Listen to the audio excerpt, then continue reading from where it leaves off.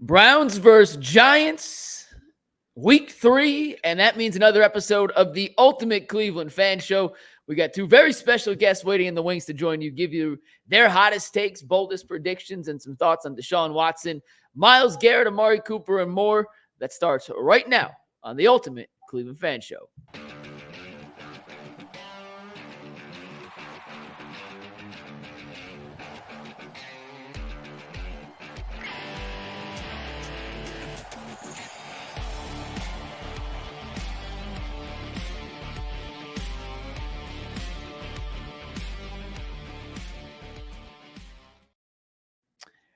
Welcome in, everybody. Mikey McNuggets joined by Jacob from Mansfield. We got Darnell from Richmond Heights. Guys, how you doing today? Not too bad. Hope everyone's doing good today. Jacob, how you doing? Football. Right. Listen, I'm having some technical difficulties. StreamYard's decided not to work great, and I think I now have a new rule that if someone has a better setup than me when technology's not cooperating, I'm just going to kick them off the show. So, Jacob, shout out to you for being the Week 3 winner for the best technological setup as we get ready for this Giants-Browns game in Week 3. And I'll start with you, Jacob. We'll go to you next, Darnell. But I get the sense that a lot of people are taking this game lightly, thinking the Giants have no chance, no shot in the world to win this game. You guys are diehard fans. That's why you're on the Ultimate Cleveland Fan Show. Do you think the Giants have any shot in the world at beating the Browns? Or do you agree with the popular sentiment around the town this week that this should be a bloodbath in favor of the Cleveland Browns? Ooh. I'm going to have to agree with the popular sentiment. Now, I don't want everyone to take it as like this is a Watson thing. This is an offensive thing. This is a Daniel Jones and Giants offense thing.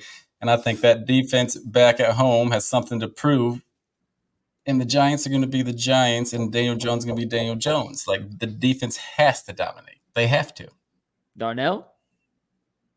I don't know if I necessarily see a bloodbath, but I'll probably say at least double digits. So currently at about a 6.5 point favorite. So they'll probably win about 10 plus to me. So not a bloodbath, but I think they win decisively at least.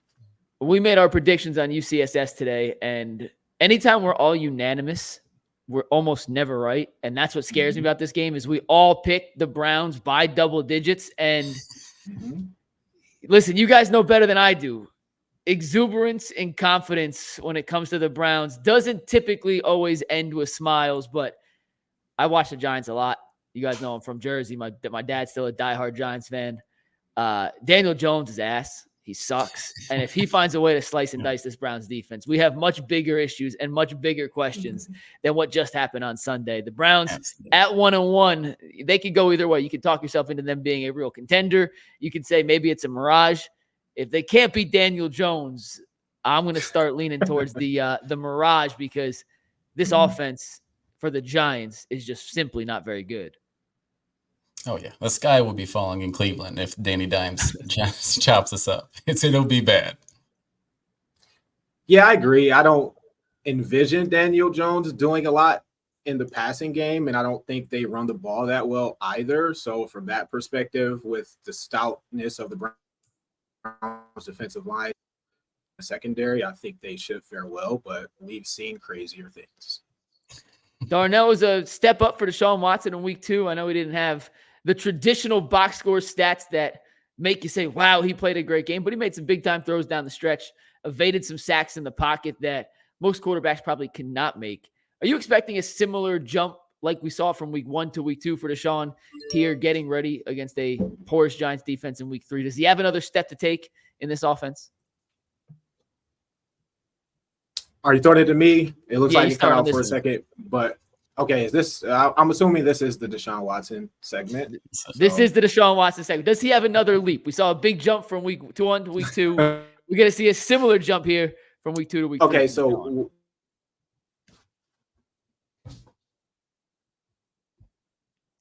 And this may be where technology is getting everybody today. Jacob, is it just me or did you lose Darnell too? Darnell is frozen. Yes, sir. Jacob, we'll start with you. Deshaun, does he have a leap? Week 2 to week actually takes another step. It's kind of cutting in and out, so I'm trying to just okay, I'm good. Darnell, I think we're clear. Floor is yours. You're good right now. Connection is solid. Deshaun, give me your thoughts. Okay, so I think that it's possible for Deshaun to take another step this week in a positive direction. What that looks like in terms of production, I still am not convinced that this is the week we see a Deshaun Watson throw for 400 yards. I think the timing of the offense still needs work. And a lot of the things that I see on film that alarm me in terms of Deshaun Watson, I think are still going to be there this week. But I don't think they have necessarily the personnel that's going to be able to make those things kind of come out. So you kind of saw it week 1 against, obviously, Dallas. Obviously, we don't have to rehash that. But I think that's going to be something to watch out for. And I think the defensive line for the Giants is a little bit better than they are producing. And that's probably the strength of their team at this point. So I think with just the style of the Wink Martindale defense, I think it's possible that we don't get this big production from Watson, but I think it still should be enough to win the game. Well, it's worth the wait. Jacob, what do you see from Deshaun, and does he have another step forward against the Giants defense that leaves a lot to be desired? Let's just put it that way. I know on your guys' show, you've had some arguments about are we lowering his ceiling? And I'm not lowering his ceiling. I don't want it to sound like that, but I'm treating him more like I need baby steps. I need him to come out this week. I need him to not give off Isaac Okoro shooting a 3 nervous vibes. I need to see him out there shooting arrows. I need to see him out there having fun. I would like to see it look like his teammates are having fun with him. No picks. Around 200 yards with the way the NFL is going. I don't really care about touchdowns if Ford rushes for 3 touchdowns, but Watson drives him down there. It doesn't matter. I want to see the vibes right for him. That's what I want to see because I feel like that's what he's been missing. I go back and forth on Deshaun on this one because on paper, this is a matchup he should be able to take advantage of. The Giants secondary is not very good.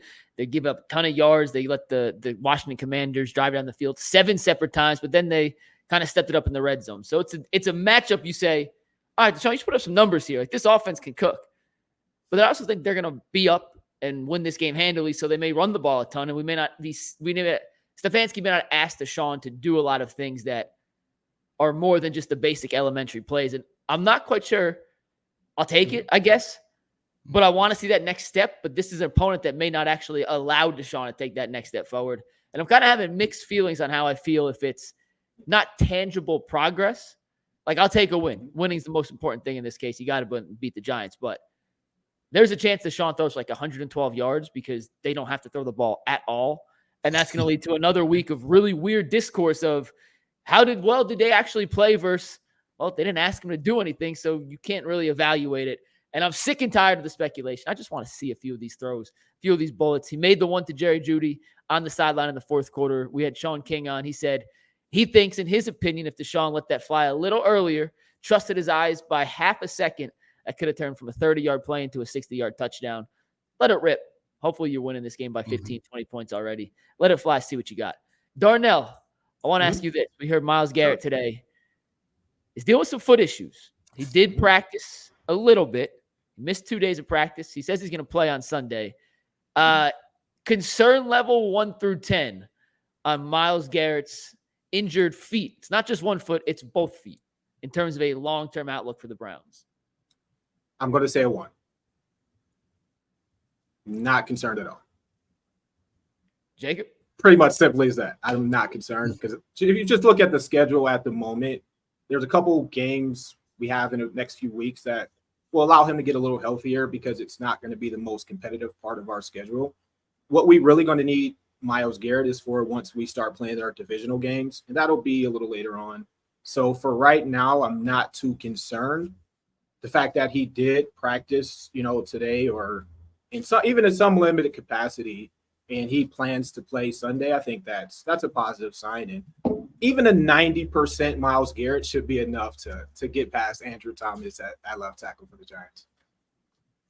Jacob? Yeah, I agree that I'm not too worried. I did get that notification today, and I saw it, and I clicked, and then it read both feet. I'm like, do you have the same injury to both feet? And then it was some sort of surgery he had when he was a kid. I didn't look into it that hard. He has flat feet, by the way. That's the thing. He has very flat feet, which really hasn't affected him. He had surgery as a kid. And it seems like, and I'm just from reading a little bit on it, I can. It seems like at some point that just catches up when you're as big as Myles is, all the pressure on a flat foot. I mean, he walks around at 280, 275. Like that's a lot of weight to put down, but he's an alien. I tweeted out today, if I had that injury, just amputate my legs, both of them. Like he's going to play on Sunday, and he's going to probably play very well because he's a superhero. He's unhuman. It just goes to show we're not the same species. Like we are built different because if I had that on both feet, just give me a wheelchair. Like I'm done. Walking, cool. No more basketball, no more nothing. Just put me in a bed. Give me an Xbox. I'm good. But Myles, he's going to get 3 sacks on Sunday now because that's what he does. Yeah, that's a different human.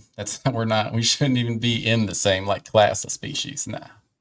When you see him up close and personal, he's one of the few guys in the NFL that, and the NBA guys, just because their height, they look alien-esque. Like there's no way Giannis and me come from the same place. It just doesn't. It doesn't. Myles is one of the few NFL players who's built like that. That just doesn't. It doesn't make sense when you see him in the flesh. And I'm hoping it doesn't hinder him because we've seen Myles get off to these tremendous starts to the season and injuries, wear and tear kind of slowed down from a statistical standpoint. And now it's only week 3. And if he's already dealing with this, hopefully it doesn't lead to other kinds of injuries down the road. Amari Cooper's a guy we need to see have a better game against the Giants and the Raiders and then the Commanders as the season goes on than we saw to start the season. Panic level on him being over the hill, or is this just a little slow start to the year, Jacob? I don't know. I don't know if I'm concerned, worried. Cooper doesn't give me any vibes that he's mad about the money. He's pouting, especially because this is the year he has to go this year if he wants to make more money. The balls are fine. I mean, if we're being honest, and I'm not being a hardcore Browns fan, the deep one, that would have been a really good catch. That was off the fingertips. Now the one for the first down last week, you gotta come up with that one 10 times out of 10 times. If we're going back to the Watson thing, say he has 140 yards, but 50 of those are a shot to Cooper, I think that would be a big relief for the whole city just to see them two connect on a nice one. But I think he'll get back on his feet. I mean, that's a pro's pro. And I've always felt like he could age kind of well because his game was never predicated on speed anyway. He gets to his spots in and out of his breaks. I thought he could play pretty well up at end of age. Darnell? I'm somewhat concerned about Amari. I have to be honest. I don't think it's necessarily anything that Amari's doing that has me concerned, but just when I watch the games, to me, what I see is I think you have to remember in the offseason that the Cleveland Browns did let go of a guy like Alex Van Pelt, who was the quarterback's coach, offensive coordinator, had a big voice in the building. And I think what I see is if you look at Deshaun and the way he's playing just the last couple weeks, I don't know why or for whatever reason, but I'll give you an example. So if you see him ever in the shotgun, you'll notice that he has his left foot staggered behind him instead of his right foot. Might not seem like a big deal, but for someone to change mid-career the way they kind of drop back to pass, I think that's a little weird, and I think that kind of can affect the timing of the offense. And I just think the way Amari Cooper, his routes are everything's just predicated on timing, and I think that does throw the timing off, makes things slower. And specifically in the first week, I saw a lot of Watson. He'll in his 3, 5, and 7-step drops. I don't know if they did a lot of 7-step drops, but you'll notice what's called a hitch. So he'll do a 3-step drop and a hitch. So it's kind of like a hop step at the end of his drop. And I think all of that combined is throwing off the timing of the offense. I don't know if it's just something that will click later or it's something that we'll see for the rest of the season. But just in terms of his footwork, I think it's maybe a second off. And I think that is impacting specifically Amari Cooper and some of you see some of the balls are a little low, some are off target, a little lack of velocity downfield. I think all of that is contributed to the footwork. But as far as Amari Cooper, I think he's a professional, so he's still going to go out there and do what he can to make plays out there for the team. And I think that a team like New York is the perfect team to kind of get going for a guy like Amari Cooper. Yeah, I think Amari is a big game this Sunday. I'm not concerned that Amari all of a sudden isn't a good football player. Exactly. I am a little concerned that maybe he's not a true number one anymore. And he got hurt at the end of last season after that insane game against Houston. And then he's older. Like, he had a core injury that kept him out of summer training camp. He missed summer training camp holding out for the new contract. There's a reason that 30-year-old wall for receivers, like we talk about, because it's happened time and time again. And I don't think Amari's bad, but the Amari we've seen through 2 weeks certainly does not scream, oh yeah, we got a surefire, bona fide number one on the outside. Jerry Jeudy's looked more like a number one than Cooper has. So my concerns about Amari aren't necessarily, oh yeah, he fell off a cliff, he sucks now. It's, is he good enough to be a number one and carry an offense in a situation where the running game's not working and he's got a good cornerback on him and the Browns have a 3rd and 7? Can he still get open on a slant route? Through 2 games, I haven't seen a lot that says he can, other than the fact he did burn that defender against Dallas. He cooked him. That pass he dropped deep, I mean, he snatched that defensive back's ankles. He was open on the one he dropped against Jacksonville too, but someone just seems a little off, and that's more of my concern with him rather than has he completely fallen off a cliff. 2 more things, guys. Darnell, we're starting with you on this. If the Giants are going to win this game, and I say the Giants specifically because we're going to go to the Browns next. The Giants are going to win this game. What has to go right for New York in this instance to be able to pull off the upset? I think what has to go right for New York to win the game is they're going to have to confuse Deshaun Watson. They're going to run a 3-4 defense with Wink Martindale, so it's going to be a lot of blitzes from, positions that you may not typically see. What you think you see before snap may not be the actual coverage. Might be a lot of disguise. So can Deshaun Watson trust what he sees? Is he able to process that fast enough? I think that's going to be something to watch for. And also, I think that if they can find a way to pretty much stop the run, because that's going to be another way that the Browns are going to have to kind of beat this defense. So if they can kind of stop a lot of those interior rushes and make them beat them through the air consistently, I think that they'll fare their best. But I think it is going to be a tall task to ask that unit of players to pull that off on Sunday. Yeah, Jacob, what worries you about the Giants from a Browns standpoint? What would have to go right for them to pull off the upset? Watson would have to revert back to week 1 Watson, which wasn't that far ago. I think he'd have to make bad passes, bad decisions. They'd have to turn him over. And then on the offensive side, Danny Dimes' mobility, sometimes. Since I've been alive, I feel like we've struggled with that. Maybe every team has, I'm not sure, but I feel like that's killed us. But even then, I'm not sure if that's enough to score him enough points to put him over the hump. Even if they get him in the red zone, hold him to field goals. If they turn over Watson 2 times, 3 times, it's week 3, but it's time to panic. The panic button needs to be hit. Yeah, the only way I can see the Giants pulling off this win is to your point, Danny Dimes can run. Like, legitimately, he's way faster than we give him credit for. And he's good. Compared to what he looks like, he does not appear to be a Lamar Jackson scrambler, and he's certainly not Lamar, but he can scoot a little bit. And that defensive line for the Giants, as Darnell mentioned earlier, is pretty darn talented. They have not produced yet at the caliber of the players they have, but between Kayvon Thibodeau, Dexter Lawrence, and Brian Burns, they got 3 legitimate game wreckers. And if Jack Conklin and DeJuan Jones and Jed Wills, and James Hudson, whoever's out there, the Browns are playing that very close to the vest. Whoever's at tackle, if those guys aren't on, and then Deshaun's running for his life again, at some point, as good as he was on the scramble drills against Jacksonville, that is a risky way to live as a quarterback. And just the law of average says that can catch up to you at some point. But it feels like we're all pretty confident in the Browns. Jacob, tell me who wins. Tell me what's the score, and tell me how this game plays out. I'm going to go with the score prediction of exactly what happened to them in week 1 with Sam Darnold. I'm going to go 28-6. Defense, here's my bulldog. My bullpen is the defense is going to have 3 turnovers, which in my mind is a little homerish. It doesn't even seem that bold. I feel like when they get 1, they get 2, and then they come in bunches in the same game.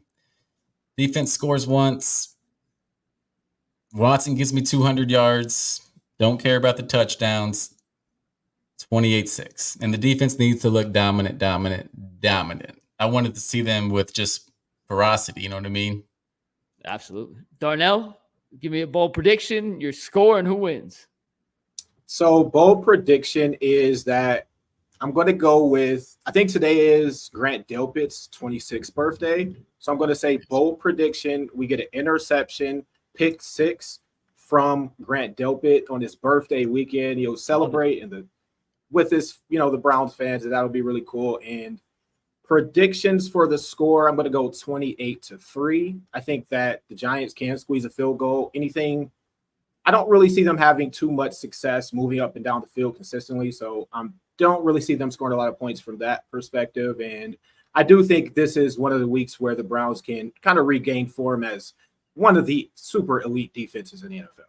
So I'm going to go 28-3. Browns win. Pick 6 for Grant Delpit, and everyone goes home happy. So between Jacob and Darnell, we got 56-9 in favor of the Browns. I'm also picking the Browns. I'm not sure it's that much of a bloodbath. I went 20-10. I think they do win by 2 scores. If they pitch a shutout, Deshaun looks pretty competent, then the Browns are going to be one of the teams that every national sports show, for better or worse, and in this case better, will have to talk about as, hey, Dallas was not good, but these last 2 weeks, the Browns, did we overlook and overreact to a week 1 defeat?